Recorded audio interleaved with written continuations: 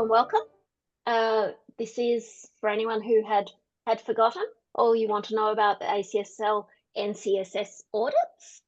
I am Kendra Bosworth and we have David presenting, and David's doing the majority of it, but I will be here supporting him.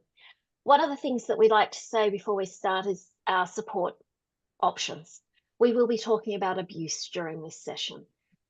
Yes, we're talking about abuse obliquely, but we are still talking about abuse.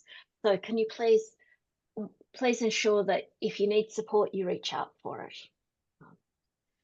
So we're going to start with a prayer and reflection. In the name of the Father, Son, Holy Spirit, amen. Loving God, you give us courage to know and understand our responsibilities of safeguarding the people of God in our communities. Guide us in our leadership so that all may be safe. Strengthen us in our determination that we may be ever attentive to the needs of the vulnerable. Accompany us so we may be responsive to our companions on the way. Help us to acknowledge the depth of pain and hurt that's been experienced by many in our church, and by your grace and love heal the scars of our past. Help us to embrace fully our calling to be people of integrity, to be leaders who listen with open minds and hearts. In your name we pray. Amen. We also wish to acknowledge the traditional owners of the land and waters in the country where we are today. I pay my respects to elders past and present and the future, and to any Aboriginal people joining us today. And ACSL acknowledges the lifelong trauma of abuse victims and survivors and their families. The failure of the Catholic Church to protect, believe and respond justly to children and adults at risk, and the consequent breaches of community trust. All those introductions over, I am not going to introduce David because everyone in this room I know knows who David is. They've all heard from David thousands of times. They all know all his background and what we're doing today. And so the idea of today's session is that we're going to look at the context of the audit processes, the stages of an audit, the methodology and the audit model, the safeguarding maturity assessment scale, emerging themes, and questions and answers.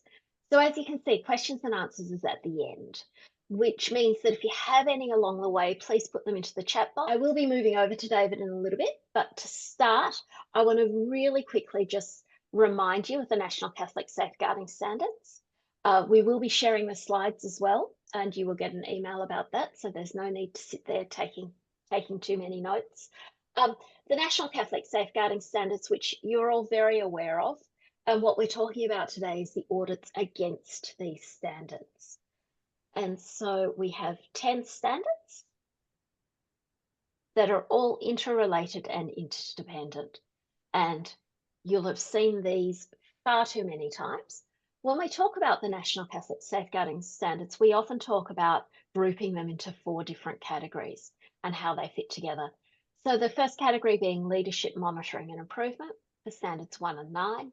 The next one being engaging with children, adults, families and communities for standards 2, 3 and 4. Right people, right role, right knowledge for standards 5 and 7. And systems, policies and procedures for standards 6, 8 and 10. So often when we are approaching the standards, we're approaching them in these categories because it allows us to ensure that they're all connected. The thing that we're really wanting to look at with audits is we're not just looking at a tick box in any way or compliance in any way. We're looking at embedding a culture of safeguarding. That's the goal of conducting the audits. That's the goal of everything that we're doing. So our aim is for a safeguarding culture throughout the Catholic Church. So when auditing, we're determining how embedded this is in your entity, and we're trying to provide suggestions of how you can improve as well. So that's the tiny bit of background. Then I'm moving over to David.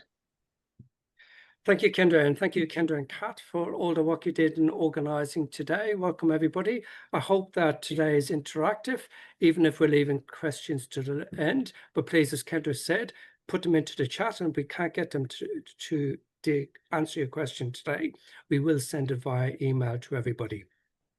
So I guess first and foremost, we try to take a strength-based approach to our audit work. What we're interested in doing is highlighting areas of growth and learning and change.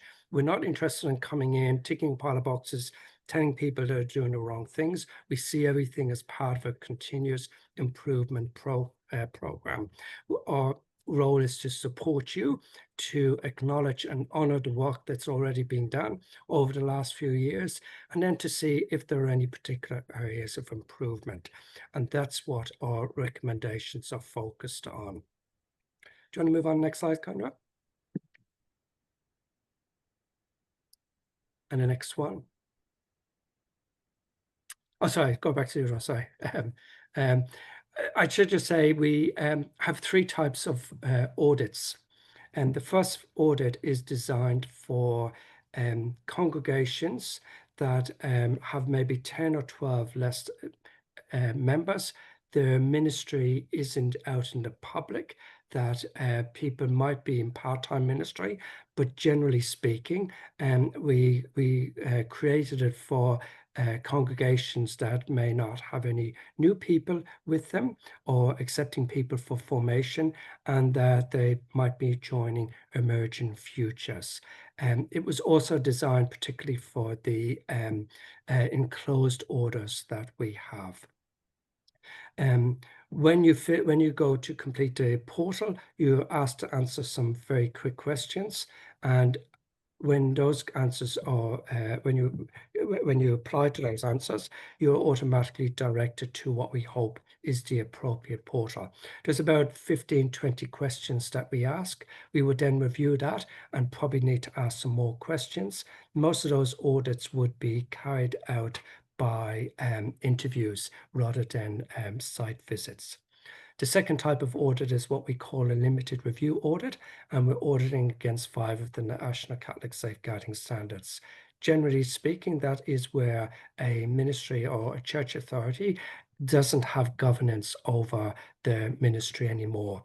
It's either been incorporated into a PJP and it's doing its own business, or else it's incorporated under maybe the Association Incorporators Act in a state or territory, and maybe some of the clergy are still members of the board, but they don't have controlling or interest over the activities of the ministry as it is today.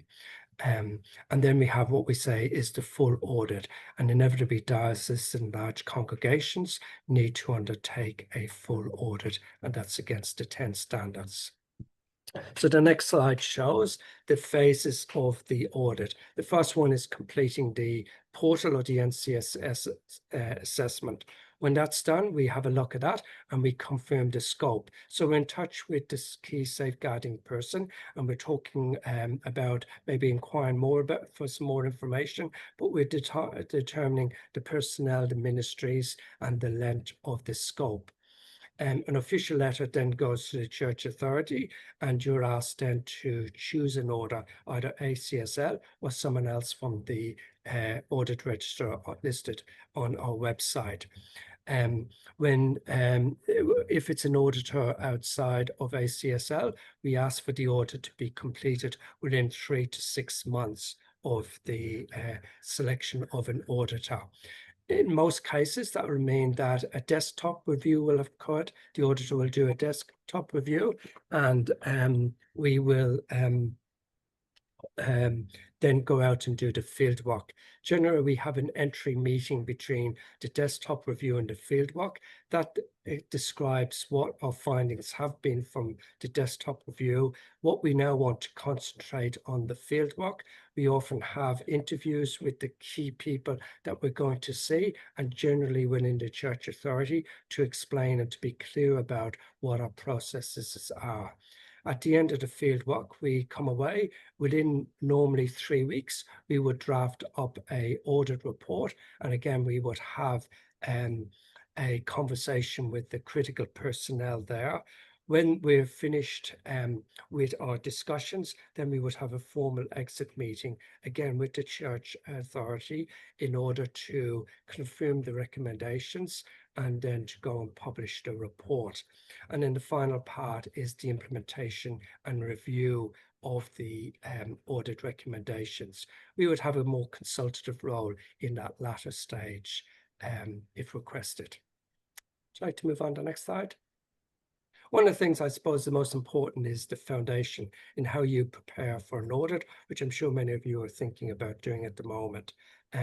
So the questions that you probably need to think about are, what will you gain, or what do you want to gain from an audit?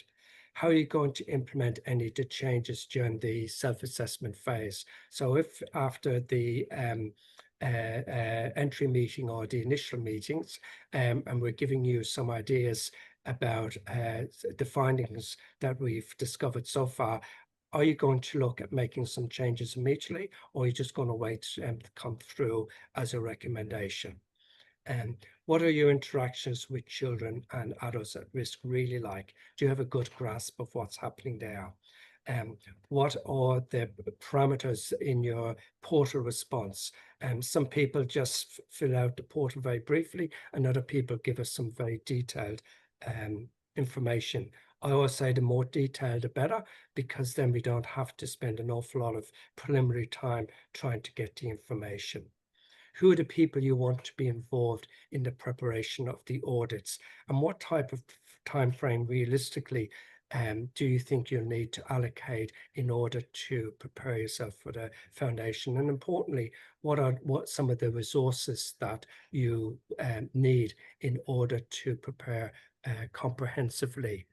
If you have a lot of ministries involved in your church authority, the question is, where's the governance? What are the governing arrangements for that? Does it have a separate constitution?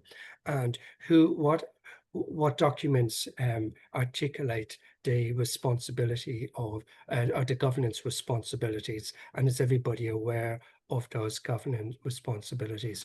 We often find that there's a gap in people's knowledge at that level. Next slide, Kendra. You may or may not have seen this. It's just a screenshot from the portal. It's on standard 3. It's ask a question.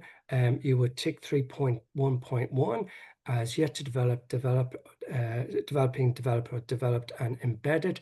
When you tick that box, you'll automatically get for developed and embedded, you'll get 75%. And then if you add some text into the free form box there, that will bring it up to 100%. Adding the text and the documents is really confirming why you believe you have developed and embedded that particular indicator. If you pick yet to developing or developed, then that will ask you what actions you need to do in order to implement that indicator. And you're allowed to invite people to be involved in those actions, or if you were the manager CEO, then allocate tasks to particular people. Most people feedback that the good news is that it's intuitive and people have found the portal to use. The maybe bad news is that it is time consuming. However, at the end of it, people have a very good sense of what's going to happen at the end of the audit or when the auditors are out in the field work and interrogating the portal. It's very obvious. Would you like to move to the next slide?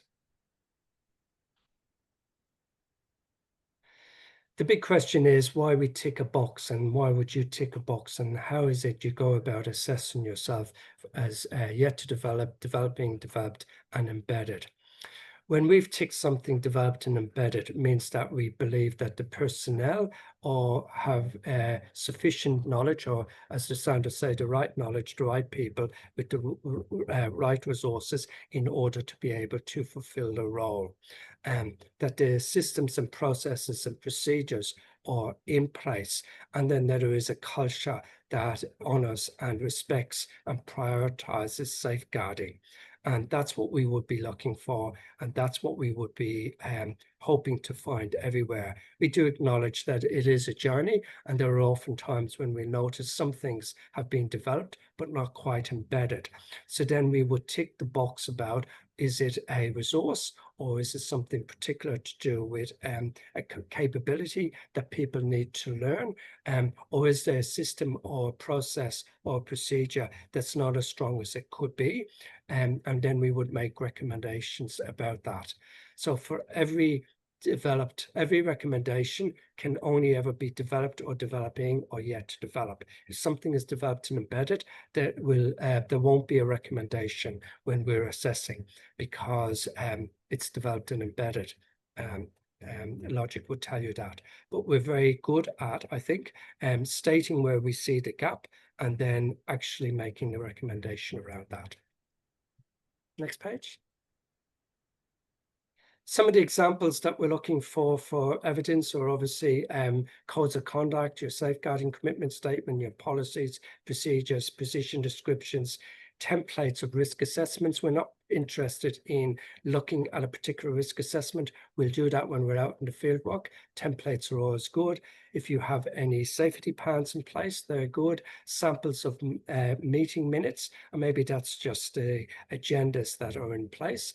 Handbooks, if you have parent, first communion, whatever type handbooks around. If there's a safeguarding committee, what are their terms of reference? If there isn't a safeguarding committee, then how does the leadership team incorporate safeguarding issues into their agendas?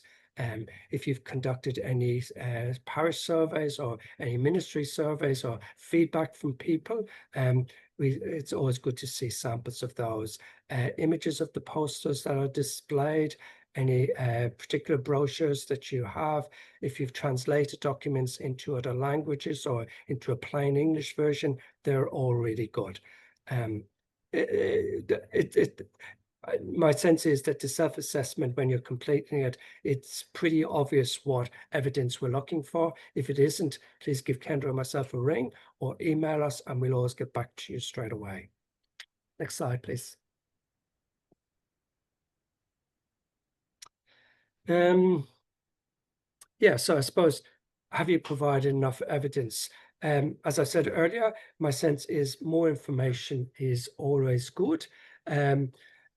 One of the options you have in the portal is being able to invite somebody in as a reviewer, and it's often good to do that when you're almost ready to complete, and to ask that person to give you constructive feedback on their application, so on your self-assessment. So do they think that enough evidence has been provided everywhere, or would they, knowing you and knowing the organizer, the church authority or entity, would more information help you?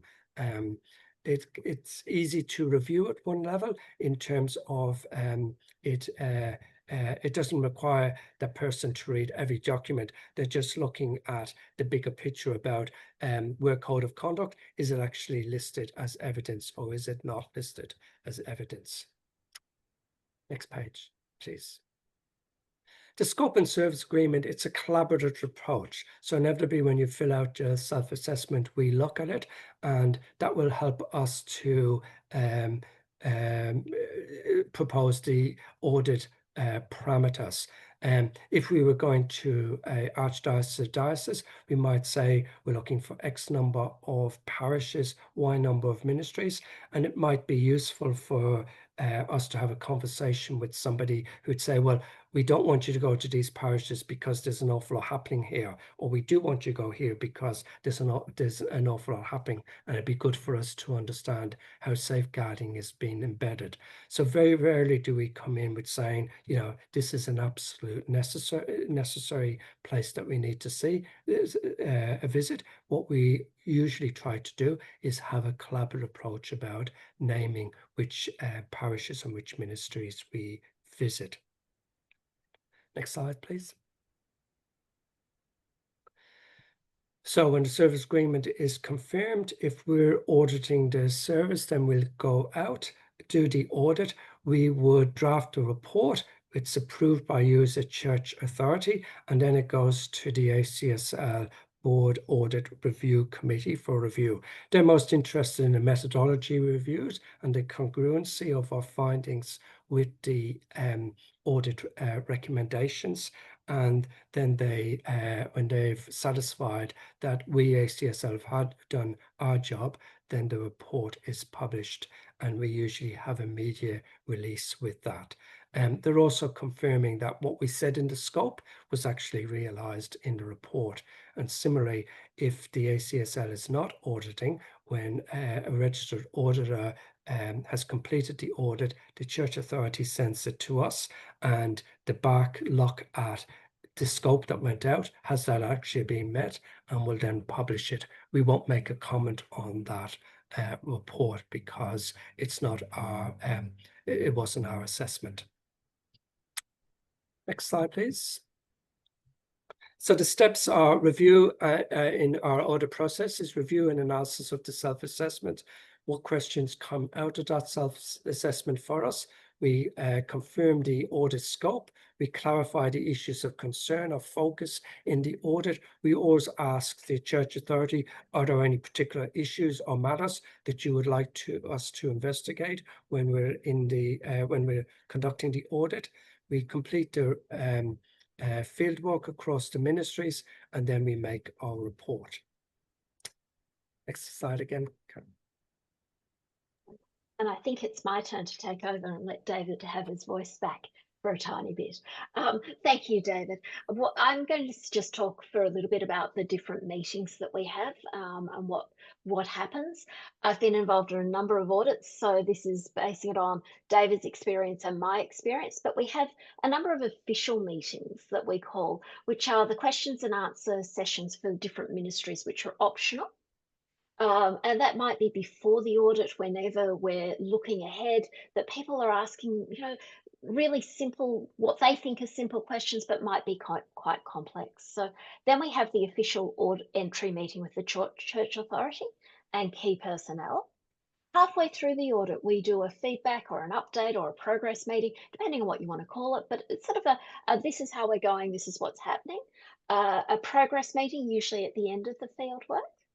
And then an exit meeting at the very end with the Church Authority and the key personnel. And then again, another one, an optional feedback session from ACSL. So there's a whole pile of meetings all along the way. As you'll be seeing, it's about communication.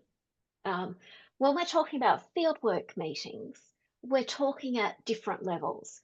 And I was worried this slide might have too much text on it, but for the people that have joined us halfway through, the slides will be distributed after the session as well. But as you can see, we have the governance level meetings for the fieldwork with the Church Authority and relevant safeguarding people, which can include human resources or people and culture, and the Vicar General, can also include your IT people. We have meetings with ministries or parishes, and that's usually with the senior leaders, they're safeguarding people, the people responsible for recruitment, the clergy involved in those areas, and the volunteers.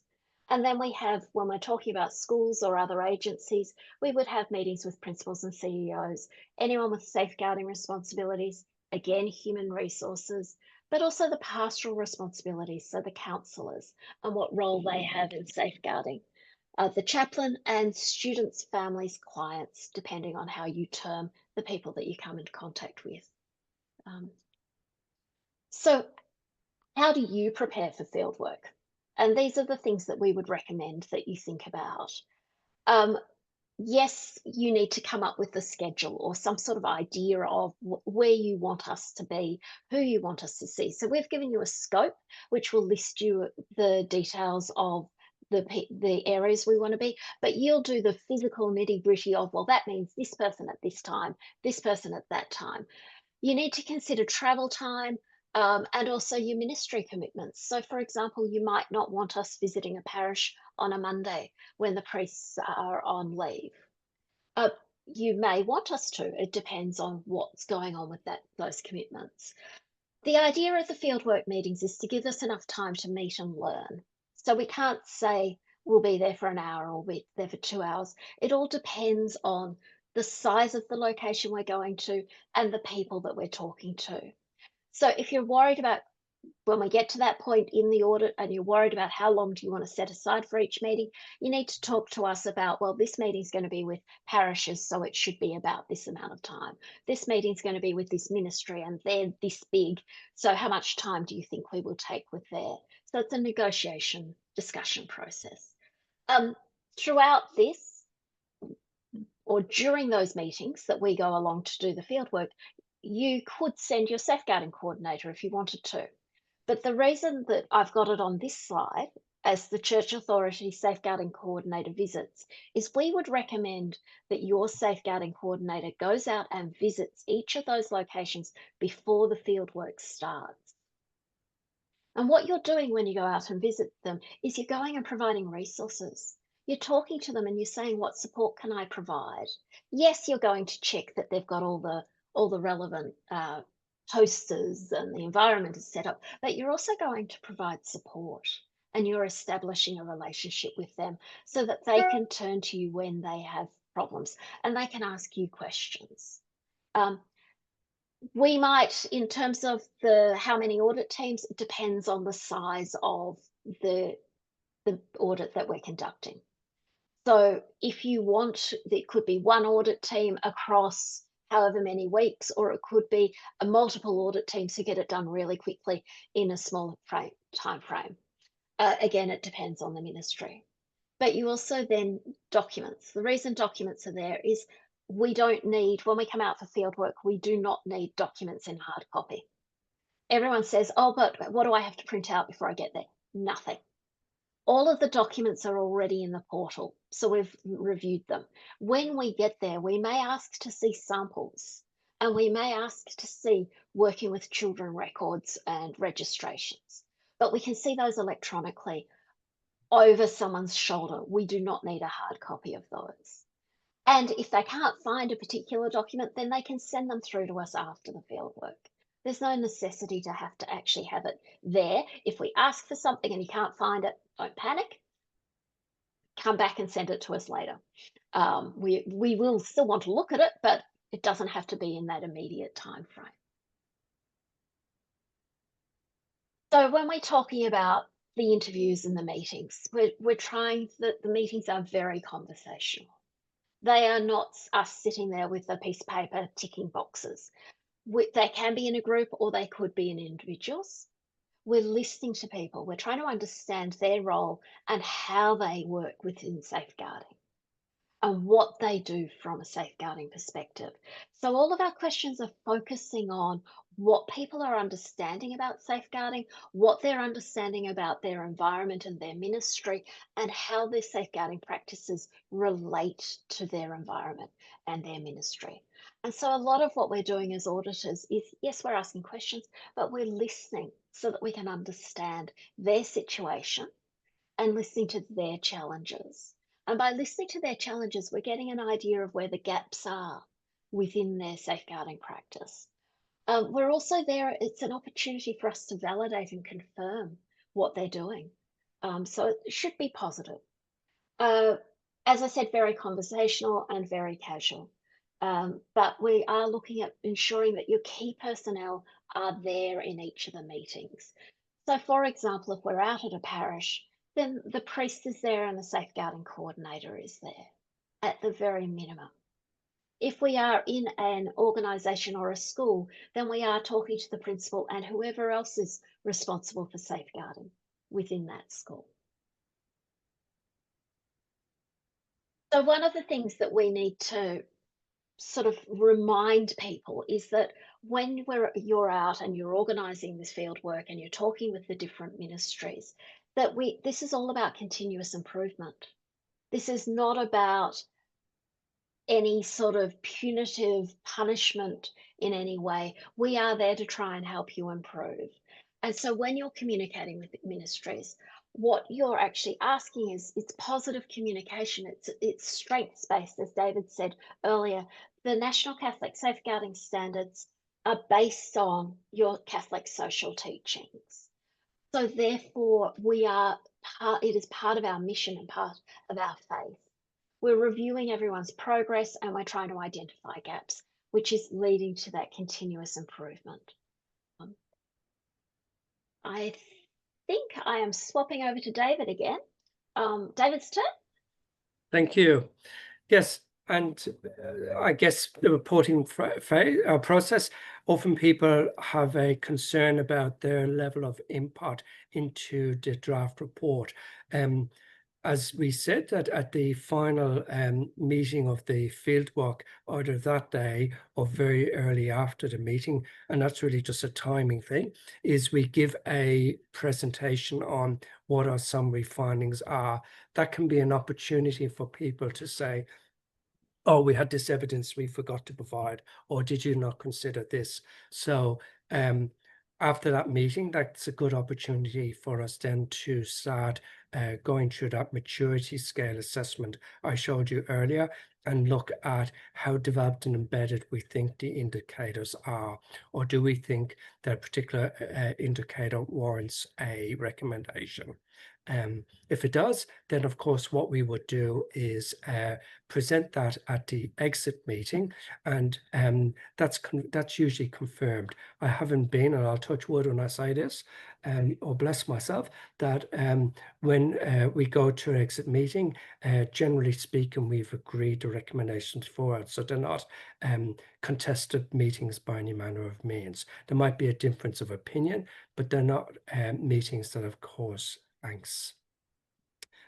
As I said, it then goes to our board advisory review committee, who question me as the auditor to ensure that I followed the methodology here at ACSL and that we've covered the scope of. And they often have questions about the recommendations about how we've come up with them. When that's approved, then we release that through Cat News, as most people have seen, and we put out a media statement with that as well. Thank you. And maybe the last slide, I think, is out. Yeah, so we're hoping that there's no surprises, that it provides you with an accurate understanding of how your safeguarding policies and practices and procedures are developed and embedded across your ministry, schools, and our parishes. It's a strength-based approach that highlights your capabilities, the knowledge, skills, connections, and the potentials in individuals and ministries.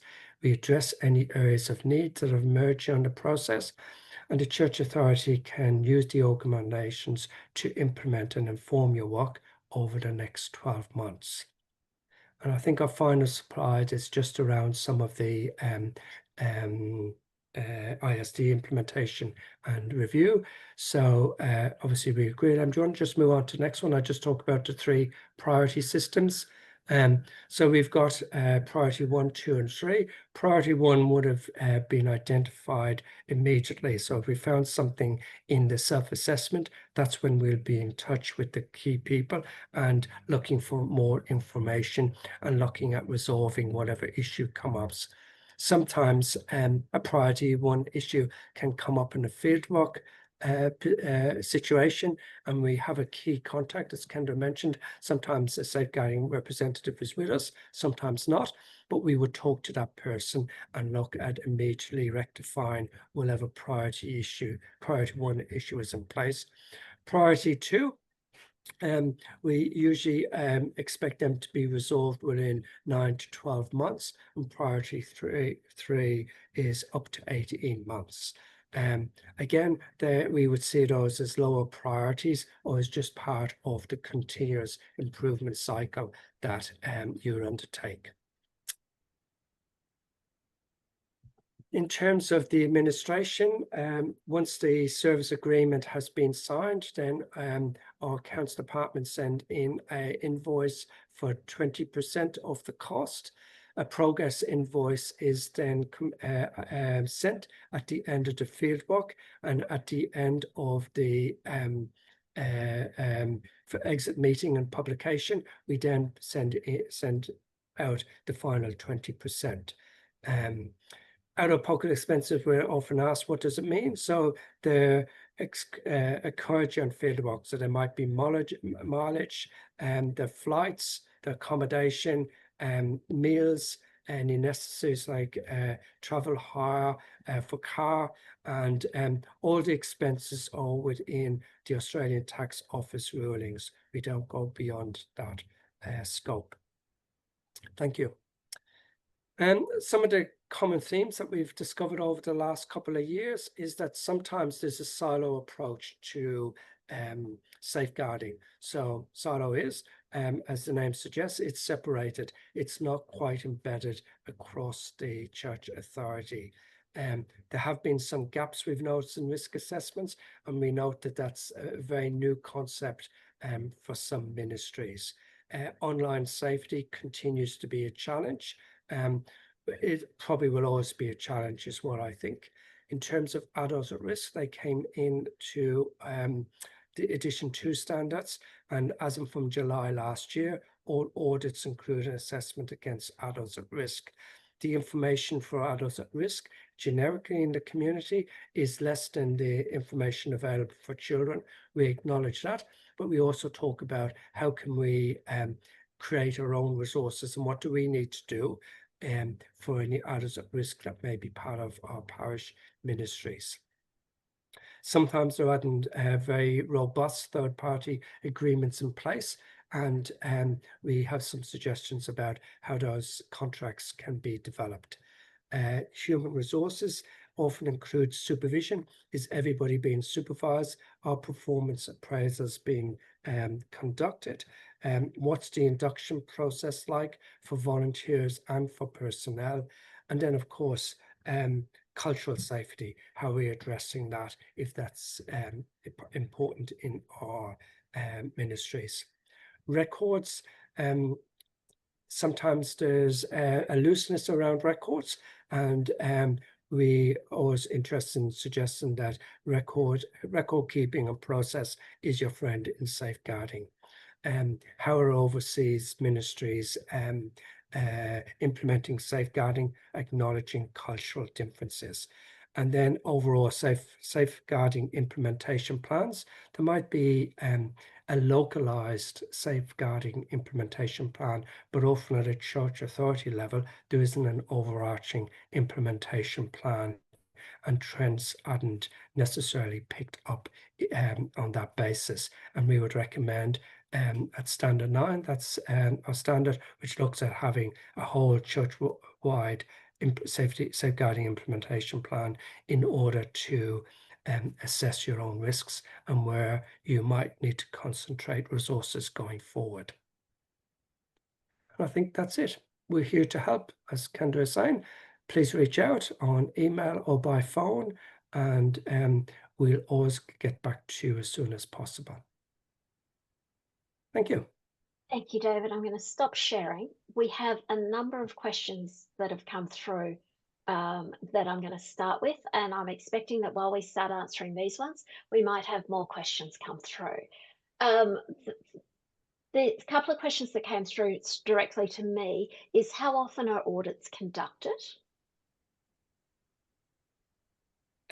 Usually every 3 years is at the end of 3 years, we write to the church authority and we ask them about have they implemented all their safeguarding recommendations if they've had an audit, and has there been a change of circumstances to their ministries, and then take a conversation forward from there. But after 3 years is when we contact a church authority. And then this is a double-barreled question, which is one of those ones that I'm thinking, I mean, if I was going to answer it, I'd be very vague, but it's the costs associated and the duration of audits. Yeah. Well, as I said, it's the ATO, so there's a great cost for the audit to be undertaken, and that goes out with when we're asked to conduct an audit. That varies again on how long it's going to be and the level of work. Out-of-pocket expenses, again, it depends on location. Like if we're in Far North Queensland or Darwin or Western Australia, coming from the east, there's going to be costs associated, travel costs or flights associated with that. We always try to be as economical as possible with costs. If a diocese or a church authority has got an arrangement with local accommodation providers, i.e. a discount or a corporate rate, we would always try to avail of that corporate rate so that we can keep costs down. As I said, the maximum would be the ATO standard charges. So, David, I think there's also the question about the actual cost for the audit, not the out-of-pocket expenses. How much per day or something was that? What do you... It just sort of says it would be helpful to have a guide. Okay. I might need to take that on notice because I don't know what invoices have gone out. Like I haven't necessarily kept that information in my head, I'm afraid. So maybe we can send out an approximate cost when I look through them, if that's okay. I'm happy to do that, David, and work with you for that. There was also another question that's come through about safeguarding is a key area within school registration review processes. How does the ACSL audit complement or add value to these? Yeah, I guess that's a common question we ask for many ministries that are under regulation. We recently audited some schools, and we found that we were able to offer some recommendations to assist them with their implementation of the NCSS. If a school has been registered, it's always good to provide a copy as part of your evidence, because then that will mean that we'd spend less time going through a desktop. In terms of the fieldwork,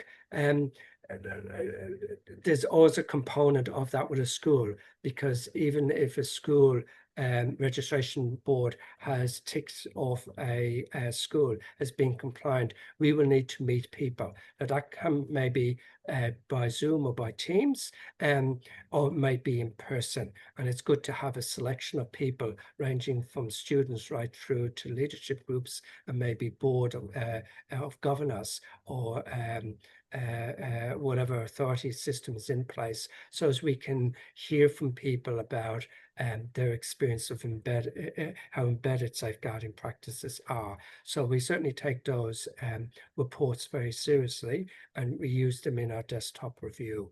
But we will also need to meet people, is what I would say. And can I add there, David? It's one of those things that I think everyone sort of knows, but I'm just going to articulate it, is that the National Catholic Safeguarding Standards have been initially based on the National Principles for Child Safe Organisations. We've simply, in the National Catholic Safeguarding Standards, extended those National Principles for Child Safe Organisations for the Catholic environments. And so if you are a school and you are compliant with the National Principles for Child Safe Organisations, there are additional components within the National Catholic Safeguarding Standards, but the basis of the National Catholic Safeguarding Standards will be the same as the National Principles for Child Safe Organisation. I hope that helps answer that question a little bit as well. So yes, we do add value by adding things that are relevant for the Catholic organisations, and particularly based on the Royal Commission's recommendations for the Catholic Church. David, Joby has asked, we are in, disappeared as I started saying it. We are an Australia-wide eparchy, so how do we audit parishes across Australia? Do you have field visits to all states and territories? We audited another eparchy, and we just went to the main area where they were. I had a phone conversation with a parish priest in another state, and we talked about the audit in 3 years' time would look at a different set of parishes. So to answer your question, that was what was good for them. That's where they felt that there was some good learning. So that's why we concentrate in one state. But we would have a conversation with you about that, and to see what best value are you going to get in your day-to-day work through our audit. I hope that answers your question. Well, and David, I would add to that, and there are plenty of times that we have worked with different congregations to actually go and do field visits across different states Yeah, that's right. because that works for them as a congregation. So, That's right. Michael Myers says the self-assessment is difficult to complete when the diocese doesn't have full knowledge about how parishes are meeting the standards. Any comments about how to approach this issue? In many dioceses, they have a yearly assessment that they ask parishes to complete, and it's a parish assessment.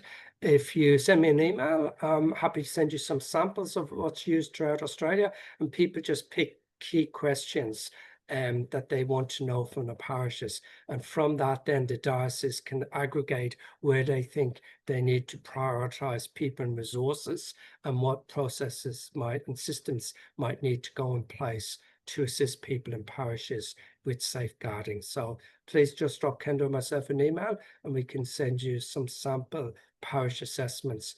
And that would give you a good understanding of where your parishes are for safeguarding. David, I will also add, sorry, I'm writing it down. I'll also add a link to that in the email that I send out to everyone so that everyone can have access to that if they want Thanks. it. So if there are no other questions, I want to say thank you so much to everyone for your time. I really appreciate it. As David said, if you do have questions, you can always email us or ring us as well. We really appreciate your time today and joining in. We hope that it has helped contribute to your understanding of the audits and how they work. But thank you. Right. And if you have any suggestions, if you think we didn't answer a particular question, no doubt we'll run this again. And so please tell us so that we can capture that information the next time. Absolutely. Thank you. And thank you for all the lovely thank yous in the chat box. I appreciate that. Kendra and David, Yeah. it's Jim from the Archdiocese of Brisbane.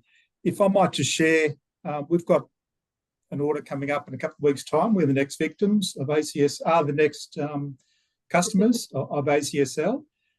Just a couple of words on the lead-in process. It's been about 18 months for us since we decided to go with the audit.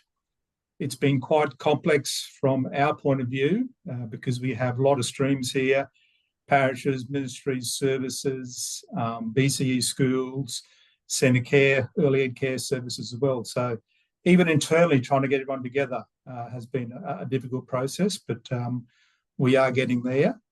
We have visited, we've got 15 parishes selected for the audit. We've got 10 or 15 schools and centre care services as well. So everyone's been fantastic in that, as have ACSL, yourself and David. Been very helpful for us as well. So we've visited all 15 parishes and spoken to them about the lead-in process.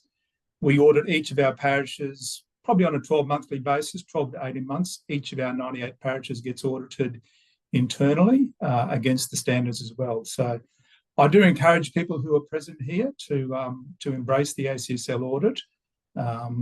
It is not looking at what we're doing wrong. It's, what are we doing well and what can we do better as well? Thanks, Jim.